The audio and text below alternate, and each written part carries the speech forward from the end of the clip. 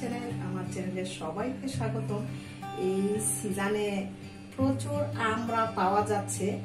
আজকে আমরা আচার আপনাদের সাথে শেয়ার করছি। অনেক সহজ রেসিপি, দেখতে অনেকটা লোভনীয় হবে আর খেতে হবে অনেক বেশি মজা, আর সেই সাথে সংরক্ষণ করা যাবে 1 বছরের মতো। যারা আচার খেতে পছন্দ করেন তারা বানিয়ে খেতে পারেন। আজকে আচার তৈরি করার জন্য আমি এখানে 1 কেজি আমরা নিয়েছি, আপনারা কম বেশি নিতে পারেন। তো তাহলে চলুন আমরা আচার কিভাবে তৈরি করা হয় একটু দেখে নিই। তো এখানে 1 কেজি আমি আমরা নিয়েছি, আর আমড়াটাকে আমি ভালো করে ধুয়ে তারপর খোসাটা ছাড়িয়ে নিয়েছি। আর এখন আমি এগুলিকে ভালো করে ধুয়ে আবারও একটু, যেহেতু একটু কষকষ আছে, তো আমি 2 হাত দিয়ে এটাকে ভালো করে ধুয়ে তারপর আমি একটা তাওয়ার টিস্যু দিয়ে তারপর এটা মুছে নিব। তো শুরুতে বলি, আমার চ্যানেল এখনো যারা সাবস্ক্রাইব করেননি, যারা আমার চ্যানেলে এখন নতুন, তো প্লিজ আমার চ্যানেলটি সাবস্ক্রাইব করে নেন, পাশে থাকা বেল আইকন ক্লিক করেন, এতে করে যখনই আমি রেসিপি আপলোড করব আপনি সাথে সাথে নোটিফিকেশন পেয়ে যাবেন। তো আমার আজকের রেসিপিটি দেখার জন্য বিনীত একটাই অনুরোধ যে আমার চ্যানেল সাবস্ক্রাইব করবেন, এবং রেসিপিটি যদি ভালো লাগে অবশ্যই আপনার ফ্রেন্ড এবং আত্মীয় স্বজনদের সাথে শেয়ার করবেন, এবং একটি লাইক দিতে অবশ্যই ভুলে যাবেন না। তো আমরা কিন্তু আমার ভীষণ পছন্দ, আর আমরা আগে গাছে পেরে খেতাম আমরা ছোট সময়। তো এখন তো ফরমালিন দিয়ে আমরা বিক্রি করে, এরপরও আমরা যদি বাজার থেকে আমরাটা কিনে আনার পর, তো আমি কিন্তু একটা তাওয়াল টিস্যু দিয়ে মুছে নিচ্ছি, এটা তাওয়াল টিস্যুর উপর রেখে, কারণ যেহেতু পানি আছে, কিন্তু আচার যেহেতু আমরা তৈরি করব, তো আচারে কিন্তু অবশ্যই যেন পানি না থাকে। পানি থাকলে কিন্তু আচার নষ্ট হয়ে যাওয়ার চান্স থাকবে, তো ওই চান্সটা আমরা দেব না। তো একটু লক্ষ্য করলে ভিউয়ার্স বুঝতে পারবেন বা দেখে নেন একটু যে আমি কিভাবে আমরাগুলি ধোয়ার পর তারপর এগুলি ভালো করে তাওয়াল টিস্যু দিয়ে মুছে নিচ্ছি। এতে করে আমাদের আর রিস্কটা থাকবে না যে আমাদের আচারটা তৈরি করার পর নষ্ট হয়ে যাবে। তো একইভাবে কিন্তু আমি সবগুলি এখন মুছে নিচ্ছি, মুছে ভালো করে পানিটা শুকিয়ে নিব। এটা আমাদের শরীরের জন্য খুবই উপকারী। তো আমার আমড়াগুলি সব মোছা হয়ে গেছে, ভালো করে পানিটা আমি মুছে নিয়েছি। তো এখন হচ্ছে আমি আমড়াগুলি কেটে নিচ্ছি। তো আমড়াগুলি কাটার জন্য আমি একটা ছুরির সাহায্য নিব।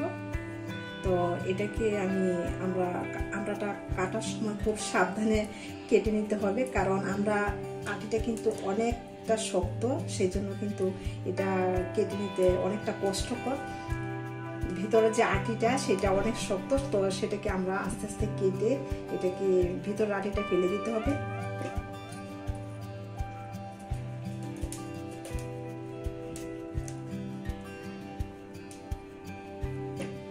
এটা এতটাই শক্ত, দেখি আমি আস্তে আস্তে এটা কেটে নিচ্ছি।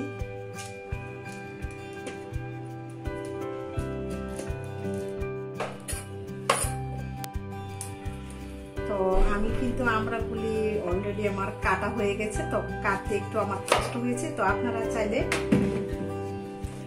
বটির সাহায্যেও কেটে নিতে পারেন। তো আমার আমরা কাটা হয়ে গেছে। এখন আমি যে আটিগুলি আসলে এতটাই শক্ত, আর এখন যেহেতু পুরো সিজনের সময় যে আমড়াগুলি পাওয়া যায় একদম কিন্তু পেকে যাওয়ার কাছাকাছি সময় এসে গেছে। তো এখনই কিন্তু সময় এসে গেছে বেশি করে আমরা কিনে, এখন সস্তায় পাওয়া যাচ্ছে, কিনে বেশি করে আচার তৈরি করে বছর ধরে খাওয়ার জন্য মজুত করে রাখা।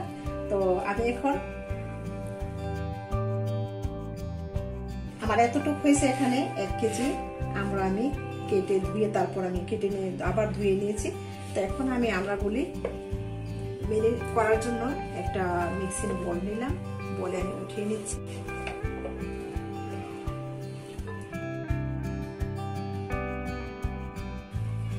তো যে আমড়াগুলি এখন আমি কেটে নিয়েছি, তো এই আমড়াগুলি যে গাছে হয়, গাছে ধরে, তো এটা হচ্ছে আমড়া গাছের একটি ডাল। আমার বাসার নিচে এই গাছটা আছে বলে আমি আপনাদের সাথে শেয়ার করলাম। যে অনেকে হয়তো জানে না আমরা গাছের পাতা কিরকম বা আমরা গাছ কিরকম, সেজন্য আপনাদের কাছে আমি এটা তুলে ধরলাম যে দেখুন, যারা এখনো অনেকেরই অজানায় থাকে অনেক কিছু, তো এটা আমি আজকে আপনাদের সাথে শেয়ার করলাম বা দেখালাম। এই হচ্ছে আমরা গাছের একটা ঢাল, যে ঢালে মানে আমড়াগুলি ধরা হয়। তো এটা কিছুদিন আগে এই আমরা গাছ যেখান থেকে আমি ডালটা নিয়ে আসছিলাম, তো এখানে এই আমরা গাছটা নাকি অনেক আমরা ধরেছিল, তো এরা এগুলি পেরে তারপর ওরা খেয়েছে বা আত্মীয় স্বজনদের সাথে ভাগাভাগি করে খেয়েছে। ওইখান থেকে একটা ঢাল আমি নিয়ে আসলাম। তো এই হচ্ছে আমরা খোসা সহ। আপনাদের সাথে এটা আমি কাটার সময় দেখাইনি, কারণ এমনি সময় লম্বা হয়ে যায়, তাই যে গাছতে পাতা দেখালাম বা ডালটা দেখালাম। এই যে এই গাছের আমরা এটা। তো ঠিক আছে, এখন আমি এটা মেরিনেট করার পালা, আমি মেরিনেট করে নিচ্ছি। তো মেরিনেট করার জন্য এখানে আমি 1 চা চামচ পরিমাণ লবণ দিয়ে দিলাম, আর 1 চা চামচ পরিমাণ আমি মরিচের গুঁড়া দিব, আর 1/2 চা চামচ পরিমাণ আমি ধনিয়ার গুঁড়া দিব। তো ধনিয়ার গুঁড়াটা দেওয়ার কারণ কি, ধনিয়ার গুঁড়াটা যদি আমরা যে কোনো আচারের ক্ষেত্রে ব্যবহার করি, তাহলে অনেক দিন এই আচারটা ভালো থাকে, পচে যাওয়ার কোনো সম্ভাবনা থাকে না। হলুদ কিন্তু খুবই ভালো আমাদের শরীরের জন্য। তো আমি আরেকটা কথা বলি যে আমার চ্যানেলে কিন্তু আরো আচার রেসিপি আপলোড করা আছে, যেমন লেবুর আচার আপলোড করেছি আমি কিছুদিন আগে, তারপর চালতার আচার আছে, আমের সিজনে কিন্তু আমি আমের আচার রেসিপি আপলোড করেছি। আপনারা চাইলে আই বাটন ক্লিক করে দেখে আসতে পারেন। এছাড়াও ডেসক্রিপশন বক্সে আজকে আমি লিঙ্কগুলি দিয়ে দিব, আপনারা চাইলে চেক করে নিতে পারেন। তো এদিকে কিন্তু আমি আমড়াগুলো মেরিনেট করে নিয়েছি, এটা আমি সাইডে রেখে তারপর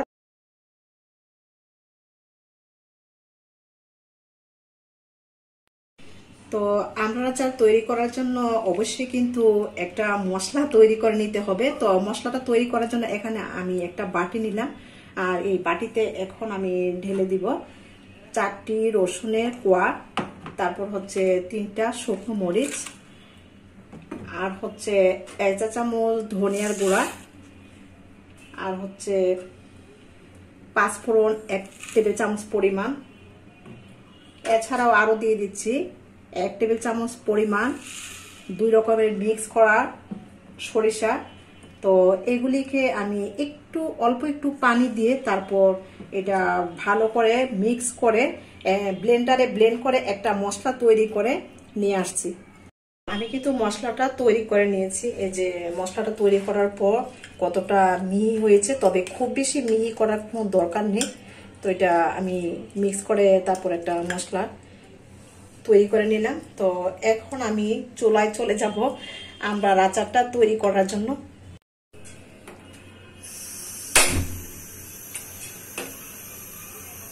তো আচার তৈরির জন্য কিন্তু আমি চুলায় অলরেডি একটা প্যান বসিয়ে দিলাম।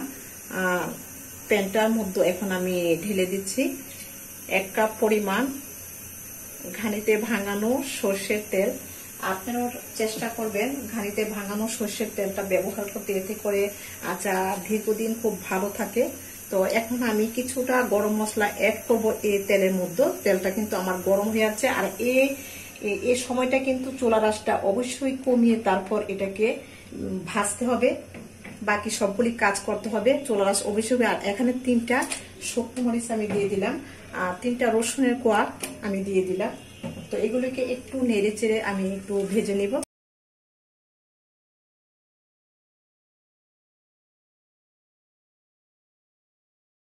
কিন্তু 1 মিনিটের মতো এটা ভেজে নিচ্ছি। তো আমরা যে মেরিনেট করে রেখে দিয়েছিলাম কিছুক্ষণ আগে আমড়াগুলি, তো এই আমড়াগুলি টুকরোগুলি আস্তে আস্তে আমি গরম তেলে প্যানের মধ্যে আমি ঢেলে দিচ্ছি, দিয়ে আমি এটাকে কিছুক্ষণ কষিয়ে নিব। তো চুলার আঁচটা কিন্তু আমার একদম কমে রাখলাম, লো ফ্লেমে রেখে তারপর কিন্তু আমড়াগুলি আমি কষিয়ে নিচ্ছি।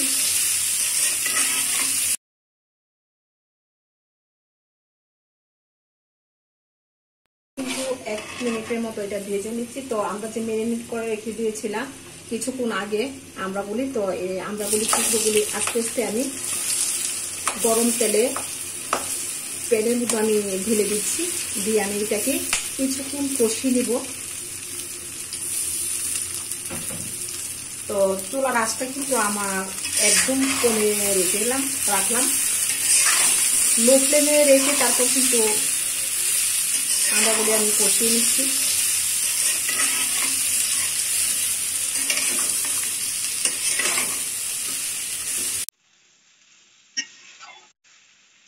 তো আমি এটা নেড়ে দিচ্ছি, নেড়ে কিন্তু আমি কিছুক্ষণ নাড়াচাড়া করে তারপর আমি যে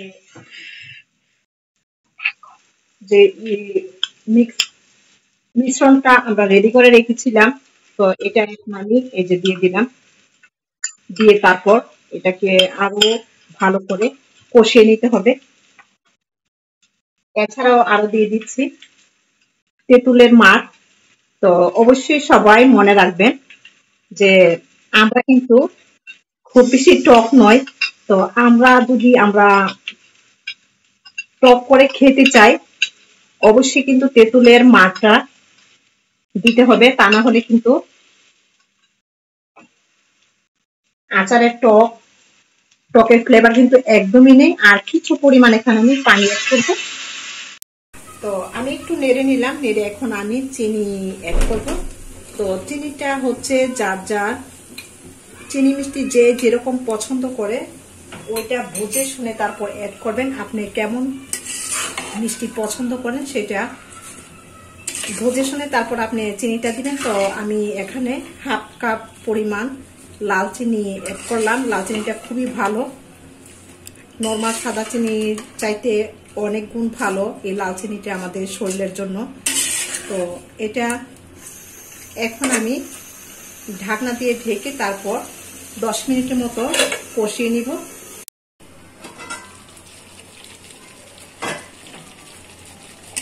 তো আমি কিন্তু মাঝখান দিয়ে আবার একটু নেড়ে দিয়েছিলাম, আর এটা এখন আমি ফিরে আসলাম প্রায় 15 মিনিট পর। আমড়াটাকে ভালো করে আমি সিদ্ধ করে নিয়ে নিয়েছি। তো এই পর্যায়ে আমি দিয়ে দিব কিছুটা এখানে বিট লবণ, আমি কিছু অ্যাড করলাম সব শেষে, প্রায় রান্না কমপ্লিট হওয়ার পথে। এখন আমি চিলি ফ্লেক্স দিয়ে দিলাম, আপনারা না চাইলে নাও দিতে পারেন। আর এখানে কিছু ভিনেগার দিচ্ছি, আর ভিনেগারটা দেওয়ার কারণ হলো আচারটা দীর্ঘদিন খুব ভালো থাকবে এবং আচার পচন ধরবে না। আর এটা ডিপ ফ্রিজও রেখে খেতে পারেন, নর্মাল ফ্রিজও রেখে খেতে পারেন। তো ঝোলটা কিন্তু প্রায় অনেকটাই শুকিয়ে আসছে, আর এটা কিন্তু একটা আঠালো ভাব দেখা যাচ্ছে। তার মানে আমাদের আমড়া টক ঝাল মিষ্টির আচারটা এখন প্রায় খাওয়ার উপযোগী। কিছুক্ষণের মধ্যে আমি চুলাটা অফ করে দিব। তো আশা করি আমার আজকের সহজ রেসিপিটি আপনাদের যদি ভালো লাগে তো বাসায় অবশ্যই একবার হলেও ট্রাই করবেন আমি যে প্রসেসে করেছি। তো আমার আজকের আমড়ার আচার রেসিপি কেমন লাগলো অবশ্যই কমেন্ট সেকশনে কমেন্ট করে জানাবেন। তো আজ এতটুকুই, আমি এখন এটা চুলাটা অফ করে দিব আর এটাকে আমি এখন বেড়ে নিব। তো আজ এতটুকুই, আল্লাহ হাফিজ।